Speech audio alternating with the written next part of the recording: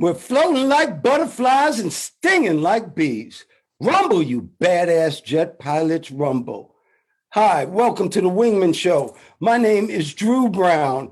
We hope to inspire, entertain, and learn something so we can all make this world a better place for our children. I'd like to introduce to you somebody who's my friend, my wingman, my main man, and I have a wingman watching my back, Dr. Paul Thompson. Hey, Paul, what's happening? Oh, not much.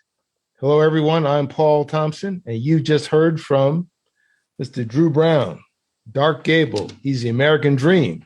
He's the man, the myth, the legend, the pilot's pilot, the role model's role model, and most importantly, his royal fullness. How are you doing today, Mr. Dark Gable? I'm doing great, and I'm glad I'm full of knowledge, Paul. I'm glad I'm full of knowledge. Well, we're going to have a great show right now. Check this out. Dr. Paul, Dr. Paul, Dr. Paul. What's up, my brother? What's up? I'm up and you're up and the sun is coming up. It's a good day. It sure is. It is. Man, you got a surprise for me. Why don't you just go ahead and tease me about this little wingman? Okay, this wingman this week is a little bit interesting. Let me start with asking you a question. What would it take for you to give all your money away right now? Would you just do it offhand? If Shorty told me to do it. Okay, let me ask you another question. Make it easier. What would it take for you to give all your money away that you made in a year? Same thing? When I say Shorty, I mean a power greater than me. I call him God, okay. But whatever. Okay. Somebody it would have to be very spiritual. It'd have to be something that I know that my security is still safe. Okay. Somebody you love, someone close. Okay. Well, our wingman today did something like that, but with a twist. Okay, what would you give your money away for now that we asked? I hadn't thought about that. That's a good question. You were just thinking about asking me, weren't you? Yeah, I was. That's true. I was thinking about asking you. I want to put you on the spot. I ask the questions here. That's what they always say. You got it. Well, you know what I was doing this morning? I was laying on my Shotki mat doing Peloton meditation. Now, you remember we talked about the Shotki mat? Yeah. I remember. I got the advanced one. So the needles, the plastic needles, there are less of them. So it's supposed to hurt more, which it doesn't hurt after a while, which is the whole point, which is amazing. Anyway, I was meditating on that. Is there a super advanced one where you put it like Tony Robbins? You just light a fire. Can you make it hot and just lie on it?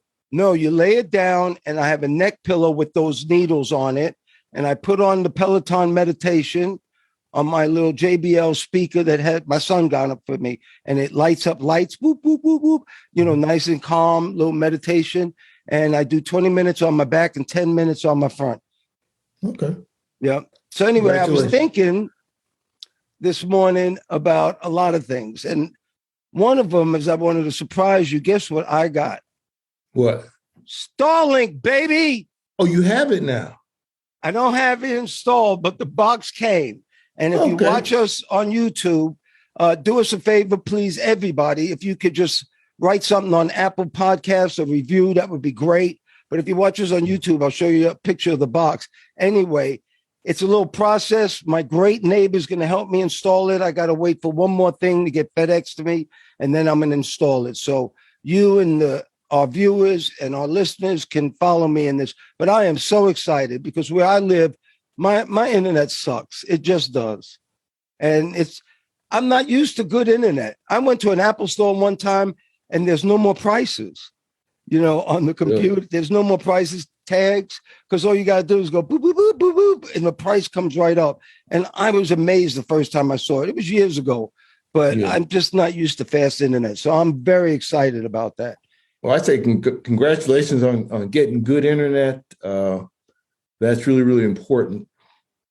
You had an exciting thing. You talked about that. My little piece of excitement is I went to Costco, and guess what I got? I didn't get any steaks. Instead of getting the Wagyu steaks, I got tires. And the tires cost as much as the steaks. But these tires will go for 60,000. These tires go for 60,000 miles. It costs the same within about a $7 difference, literally a $7 difference. So instead of getting 4 Wagyu steaks, I got 4 great Michelin tires, and the car performs really, really well. And then Costco put it on. I was there about and maybe an hour, and I was sitting reading and stuff. And they called me and said, "Hey, it's done." And the car drives totally differently. There was a massive rainstorm 3 days ago, and the car was, instead of floating around the road and hydroplaning, it was solid as a rock. So thanks to Costco and the tire center. Yeah, but you know what? A naysayer would tell you, well, what if today was your last day on earth? You'd miss 4 great steaks. True. But if I didn't get those tires changed, that could have been my last day. That could have been your last day. That's very true. It was pretty bad. Well, talking about your rainstorm, this is not a joke no more. And I'm going to bring Starlink into this because of satellites. But I saw something on television I haven't ever seen before. And that was my city, New Orleans, where I went to college, where my daughter and granddaughter are now. I have family there. I saw a tornado go straight through the 9th Ward. I could see it on TV at night. I mean, it was a backed up picture. So you saw the funnel cloud go straight through the city. It freaked me out, and it did a lot of destruction. And the reason I'm saying this, I'm bringing it with the Starlink thing, is because the UN is now trying to get an early global warning system, because 60% of the world doesn't have any warning system about bad weather. And a lot of people die because they don't have that warning system.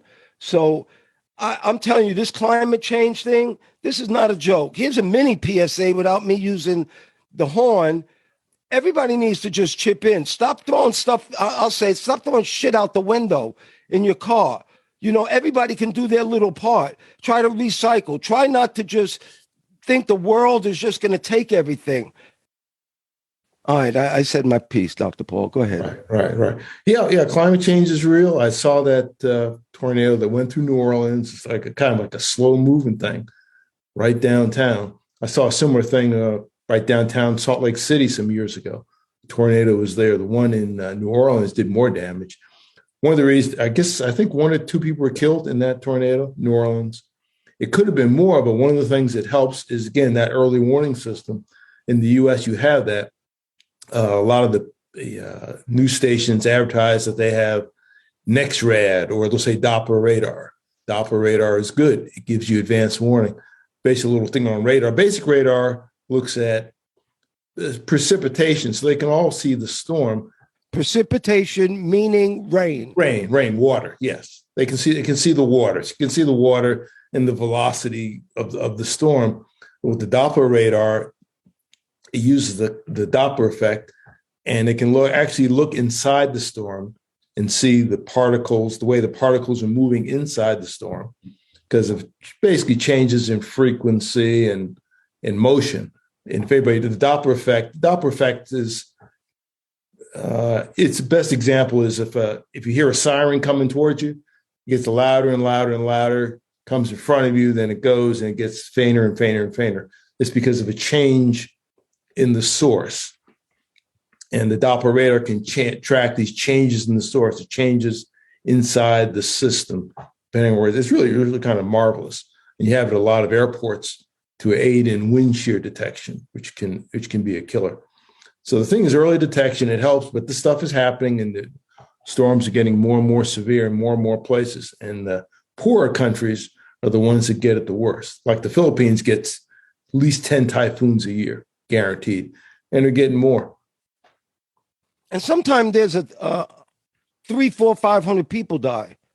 And it's because it's not that close to America. It's just like a paragraph in the paper. Yeah. And it's massive mudslides and villages are gone. Yes. Well, you just showed why you're an engineer and you have your doctorate and why you're so smart because of the radar. I just listen to people like you, but you got that because of your school. And I just said New Orleans because of my school and HBCU, Southern University of New Orleans. I was just talking about that. But last week when we were talking about salaries. Remember that? Yes. we were saying that we need more technical degrees, more math, more science. These degrees actually have greater incomes when you get out of school. And a lot of people are not going for those. Well, I just read something about, there's another, I knew I wanted to be a stockbroker, but the stockbrokers, they averaged $430,000 a year last year. Mm-hmm. The guys who do the exchange on the stock market. That's in New York, though. In New York, I'm just saying that career averaged 430.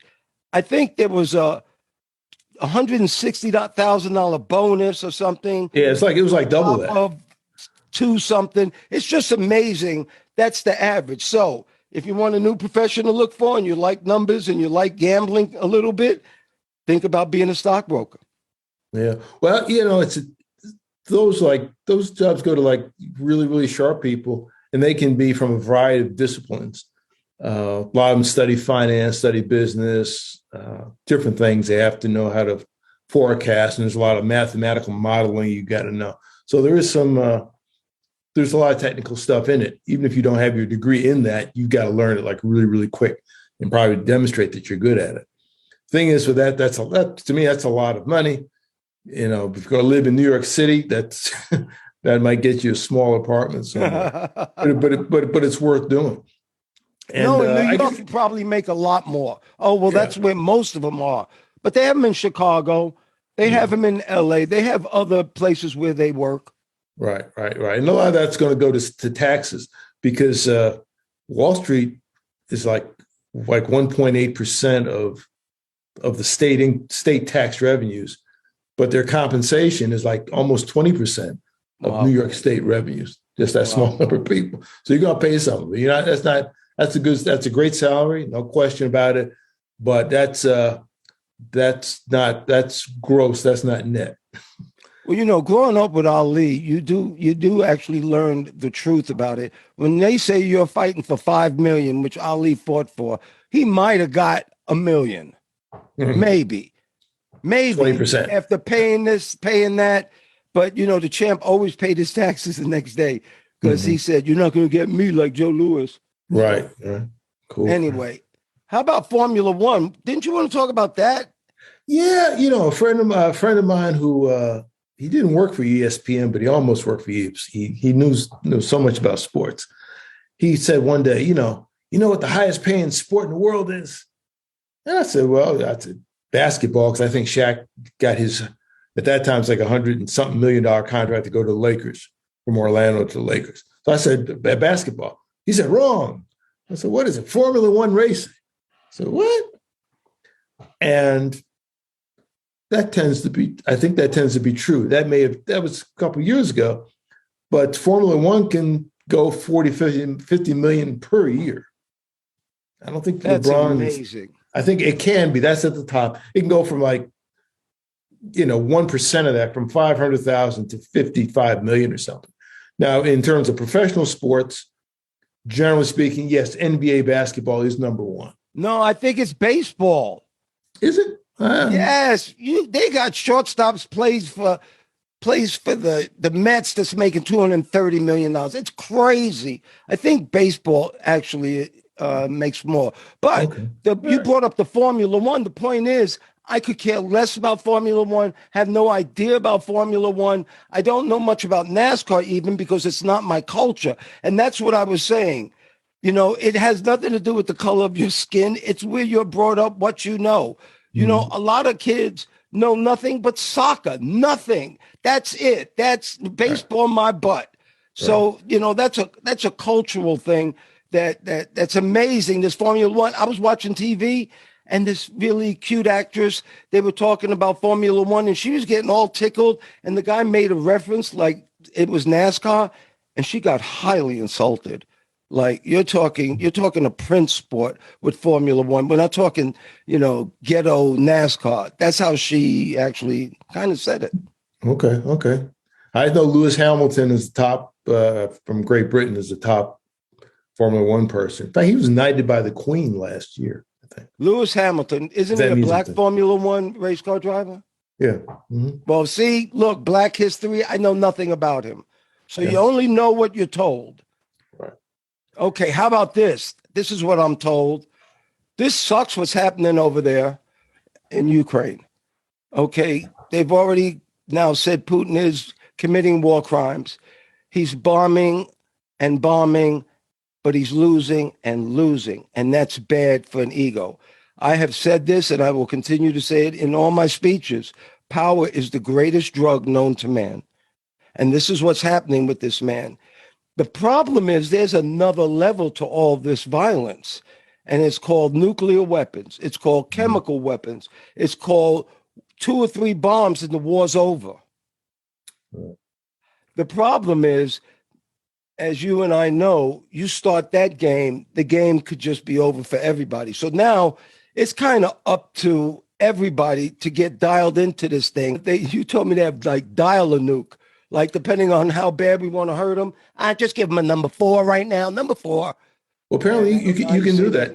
Yeah, I don't know. I don't know if everybody has that, but I guess the U.S. and its allies have the capability to set. You can set the yield. You know, it's like setting your microwave. You know, you want to go for a minute, or you want to go for 10 minutes or 20 seconds. But it's not good. Any selection. Yeah, there's radiation. Radiation effects can last for centuries. So if they destroy Europe and the winds blow the radiation and the effects across the continent, well, that could be it for everybody or other people, because stuff goes around the world.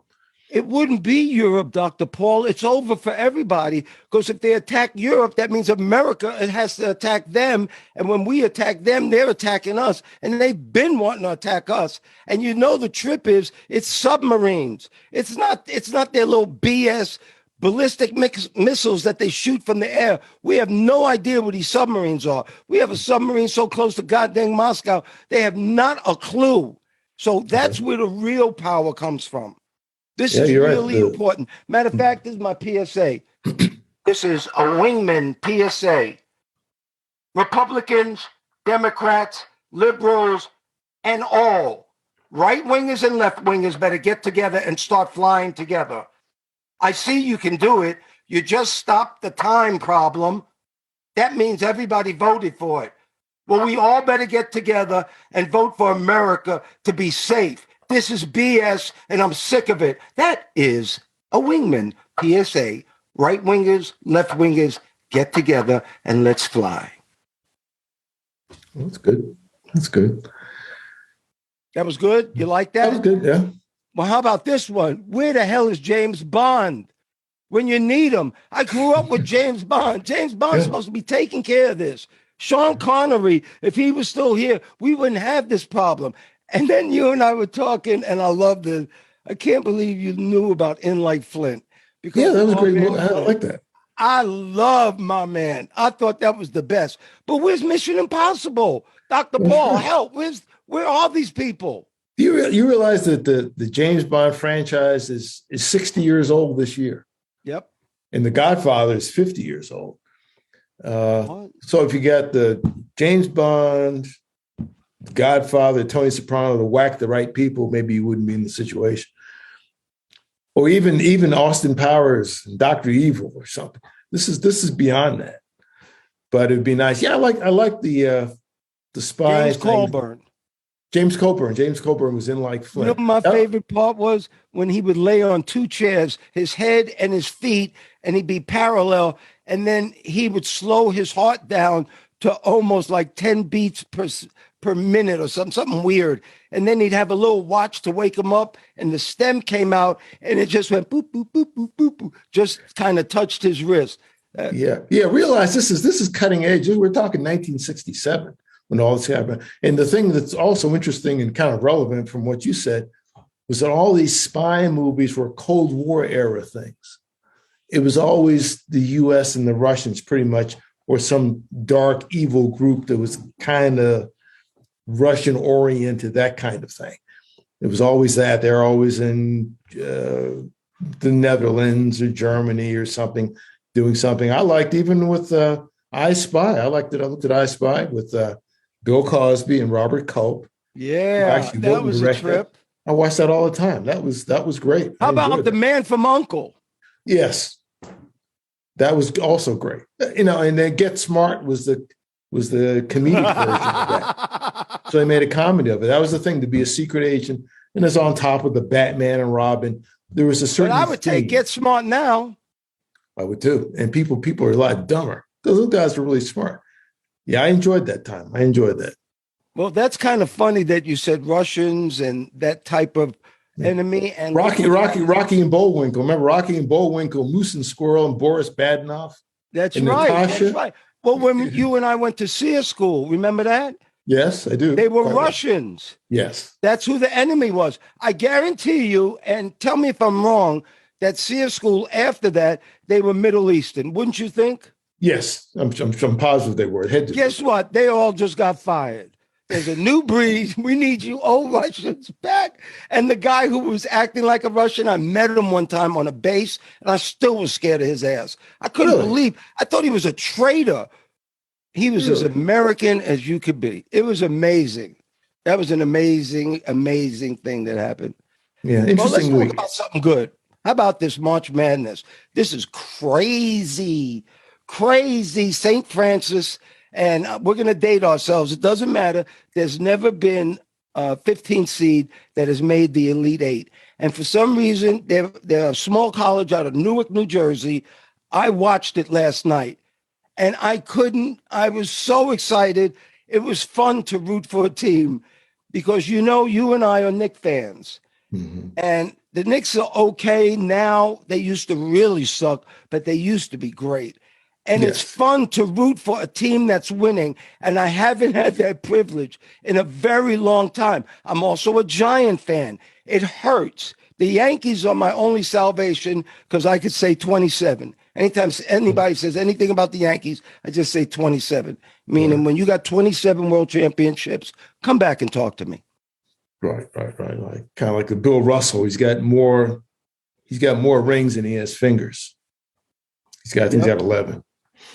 No, yes. And people forget about him. I was in the locker room with Bill Russell and Sam Jones, yes, and John Havlicek at the Casey Garden. Jones. My daddy knew, I think, Sam Jones, and Casey Jones was there. And I was young, but I was mad as hell because I wanted to be in the Knick locker room. And I was I was with these all-time greats, like Bill Russell, and I was like, hey, how you doing? I was little. Hey, how you doing? Where's Willis Reed? Where's Willis Reed? It's crazy. My son Drew did that when I introduced him to Hank Aaron. Okay. I mean, he didn't really know who Hank Aaron was, but he loved him. And Hank Aaron was taking him around. I did a speech for him. It was a all-star kind of thing. And anyway, he took him around to all these rookies, and the rookies were like in stunned silence when Hank Aaron came. And little Drew was like, dang, they like you, don't they? And he was like so excited to meet these rookies. And they were really nice to him because he was standing next to Hank. Yeah. Great day. Great. Well, how about New York? How about Kyrie Irving? I got news for you. Well, first of all, let's talk about this girl. I think Ashley Barty, 25 years old, has retired from tennis. Another thing about culture. Well, obviously, she's a multimillionaire. I have no idea who she is. And yet, there are a lot of people who have no idea who Kyrie Irving is. And once we start realizing that everybody doesn't know everything, maybe we'll have a little empathy. But Kyrie Irving is now going to be allowed to play home games for the Nets. Here's the trip, and I don't know if you know this. The only reason the mayor changed that rule were for the Yankees. Mm-hmm. The Yankees and the Mets. And I can't believe that nobody heard, what are they doing with unvaccinated players? That's a trip you don't hear about one of them, but the only reason they changed the rule was for baseball. Kyrie Irving just slipped his little butt in. Yeah. They changed it for them, and they also he changed it for people on Broadway. They're also exempted. Right. No, all of them benefited. The reason they changed it was for the New York oligarchs with the Yankees. No question. Especially the Yankees, yes. More so than the Mets. Right. I just said Mets to be nice. Okay. But he can play now, and everybody's happy. I don't know. Nobody really wins. When the next variant starts, First of all, he didn't beat anybody. No. It's still moronic not to get the vaccine unless you're a super scientist or your super scientist doctor told you that it would be worse for you not to get it. So I can't even get there. A lot of people are thinking he's a hero now, like he beat the system. No, he didn't beat the system. Mm. You didn't beat the system. But anyway, forget about Kyrie. You know why we talk about Kyrie? Because I have to make this little note, this little underlined note. He is one bad brother. That boy can play he's magical, magical. And another good thing about him, because he couldn't play every game, he has fresh legs all the time. That's true. So anyway, that's kind of why we talk about him. Dr. Paul, did you hear that the city of Miami is under a state of emergency because of spring break? It's not because of Vladimir Putin? Not because of Vladimir Putin. And, you and I both saw that when we were looking at the internet. Somebody said the only emergency is that there are too many black people on the beach. The problem is that the news clips that I see and you see are of shootings with a lot of black people running. Yes. Honest to God. Now, you got to understand that those are the clips that we see. That doesn't mean it's happening. Mm-hmm. But spring break used to be fun. I used to go on spring break and I used to have a blast. And now it's dangerous. And these cities don't even want you there. Didn't Atlanta have Freaknik? Yeah. Remember Freaknik. that? Yeah, I think I started it started as like a little thing in the early 80s, mostly for the AUC, which stood for the Atlanta University Center, because you got a number of colleges, a lot of black colleges that are close to you. You can walk from one to the other. Like Morehouse and Spelman it's like a driveway apart. It's about they're like 10 feet apart. And their other colleges are like 2 blocks away. And it started for them. And I think there are folks from DC area that couldn't go home for spring break. So they had their own little thing there and became Freaknik in Atlanta. And they got to the point where after, I think just before the Olympics, after the Olympics, they decided they wanted to tone it down a bit because it just got out of hand. It got out of hand. Another place to get out of hand too, even South Padre Island in Texas. That's a big spring break area. And but let's tell the truth, Dr. Paul. Alcohol has a lot to do with it. Yes, I was about to say that. I didn't say this, but there's been a lot of the rise in alcoholic deaths of that disease because of coronavirus. This time that the pandemic has risen like 25%. But whiskey has a lot to do with this, Paul. Whiskey and drugs. Yes. Because they're not acting rational. And this violence thing, carrying guns and all this, something's bound to happen. Back when I went, if there was a problem, it was a fist fight. Right. Nobody died. Nobody died. And he sure didn't die from some random thing happening. Yeah, stepping on my shoe. Yeah, spending the rest of your life in goddamn jail because you took somebody else's life, who was somebody else's son, somebody else's father. It's crazy. But anyway, we need to tone that down. Yes. Yeah. Have fun, y'all. Yeah. Up with hope, down with dope. Heard that somewhere. All right, let's go with your wingman, brother. Tell me about your wingman. Okay, talk about money. Relating to the first question I asked you. Have you ever heard of Bismack Biyombo? No, sir, I haven't. Okay, see, you don't know about Formula One. You don't know about tennis. Bismack Biyombo plays in the NBA. He plays for the Phoenix Suns. I didn't know anything about him either. Bismack Biyombo has been in the league for like 11 years, and he's gone from like team to team to team. He's a center. He's like 6'8" center. And Phoenix signed him just recently. And the thing about him is that he is donating his salary. They signed him for a year. Initially signed him for a 10-day contract because their main big men were out with COVID. This is COVID related. So they signed him on one of those 10-day deals. But he did so well, they gave him another contract going from 10 days to a year. And he's going to make $1.3 million for the rest of the season, just for this part of the season. But he has decided that he's going to donate his entire salary to the building of a hospital in the Democratic Republic of the Congo. He's from the Congo. And this past season, he became a free agent. He went back to the Congo to care for his father, who was ailing. He took the season off, and his father passed away in August.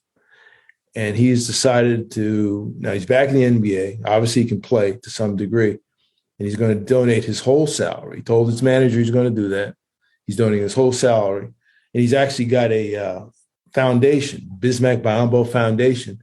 And I didn't know in the past year, he got $1 million of supplies donated to COVID relief in the Congo area. So what his foundation does, they have an ongoing program where they concentrate primarily with youth in the areas of sports, education, and health.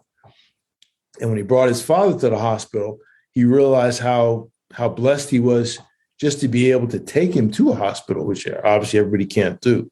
A lot of them just die at home. And he wanted to be a part of a rebuilding process so other people could do that. And he said something that's pretty good, a quote of his, and I wrote it down here. I've had an opportunity to live very well here in America and to succeed. But my success would be pointless if I forgot to look back at where I came from and help those who are still struggling with basic medical care. You know, he's also one of the vice presidents of the NBA Players Association. I assume he's got a pretty good head on his shoulders also, in addition to other things. Again, I never heard about him before, but this is someone who's a wingman to a lot of people, try and save the lives of those who are less fortunate in a place far, far away. He could easily ignore it and live wherever he's living in Phoenix or whatever, but this is what he's doing. Like most people do. That's a wonderful wingman story, Dr. Paul. And you know, the nice thing about that is that's the best investment. That's the best 1.3 million he's ever invested into life, because he will get paid back 10 times for that. That's a heartwarming story. Thank you, Dr. Paul. And that's what we need during these times. Everybody say a prayer to stop this war. Thank you once again, Dr. Paul Thompson, my friend. Thank you for your love, your time, and that's something that we won't ever get back. I want to thank all the listeners, too. Thank you so much for doing the show, Dr. Paul. We're jamming. Well, thank you, Mr. Drew, for inviting me on. Always good to talk to you. And ladies and gentlemen, please remember to like, share, and subscribe to this podcast or any of the podcasts. If you're looking at YouTube, they say smash the like button. Don't smash it. Just press it gently and use as a link to all your friends. You can also look at us on our website, wingmenshow.com, WINGMEN show, SHOW.com, altogether, wingmenshow.com. And we hope to see you in the future. Thanks again, Mr. Drew. Oh, you're welcome. And we're still floating like butterflies and stinging like bees. Rumble, you badass jet pilots, rumble. May there be peace on earth and goodwill towards all men and women.